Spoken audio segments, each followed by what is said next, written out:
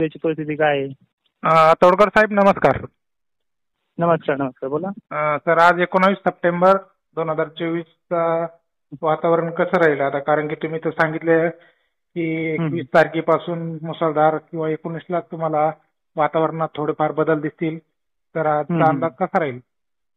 आता बघताय शेतकरी की 18 पासून कालपासून जरा बदल झालाय वातावरणामध्ये आणि आजची कंडिशन पाहायला गेलं तर स्थानिक वातावरणाचा पाऊस आजही आहे.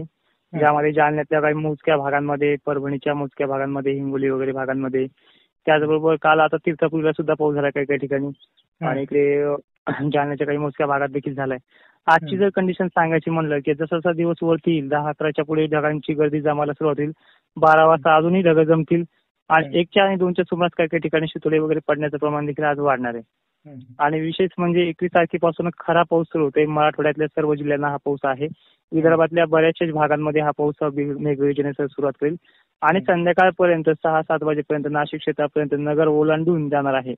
त्यामध्ये संभाजीनगर असेल, अहमदनगर असेल आणि इकडे बीड वगैरे भाग देखील याच्यामध्ये येतोय आहे.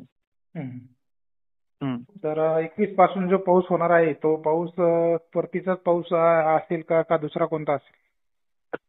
21 पासून जो पाऊस सुरू होणार आहे 19 जे वातावरण बनते पूर्ण परतीच्या पावसाचं वातावरण आहे, पण ऍक्टिव्हिटी सध्या कमी असेल. 20 पासून ऍक्टिव्हिटीमध्ये वाढ होणार आहे, तो म्हणजे पूर्व विदर्भातल्या जिल्ह्यापासून आणि 21 पासून संबंध महाराष्ट्रामध्ये ठिकठिकाणी पावसाला सुरुवात होईल. त्यामध्ये मराठवाडा आणि विदर्भ विदर्भ 65%, मराठवाडा 75 ते 80% भाग क्लाउड कव्हरिंग एरिया घेऊन येतोय. त्यामुळे मराठवाड्यावरती विशेष लक्ष ह्या पावसाचं जास्त प्रमाणात असणार आहे. मग शेतकऱ्याच्या आता सोयाबीन काढणीसाठी काही शेतकरी संकटात असेल? आता सोयाबीन संकटात येते शेतकऱ्यांची एक साहजिकच आहे, कारण की पाऊस जो आहे तो आपण पूर्णपणे एक 6 ऑक्टोबर पर्यंत राहिला म्हणून सांगितलंय. त्यामुळे शेतकऱ्यांमध्ये चिंतेचं वातावरण सुद्धा आहे आणि विशेष करून ह्या वातावरणाचा परिणाम हा पुढील सर्व पिकांवरतीही होऊ शकतो, कारण की अति पाऊस झाला तर कापसाचंही पीक धोक्यामध्ये आहे आणि इतरही कुठले तूर वगैरे पीक धोक्यात राहू शकतं. आणि नाशिक क्षेत्राला आपण जसं बैल पोहायला पाऊस झालाय बघा इकडे मंठा वगैरे साईडला, तशी कंडिशन पुन्हा नाशिक क्षेत्रामध्ये होती की काय, अशी कंडिशन पाहायला मिळणार आहे. मग शेतकऱ्याला आता काही विजाचा धोका वगैरे काही निर्माण होणार आहे का? नक्कीच. विजांचा धोका रेड अलर्ट बनणार आहे पश्चिम महाराष्ट्रात 24-25ला.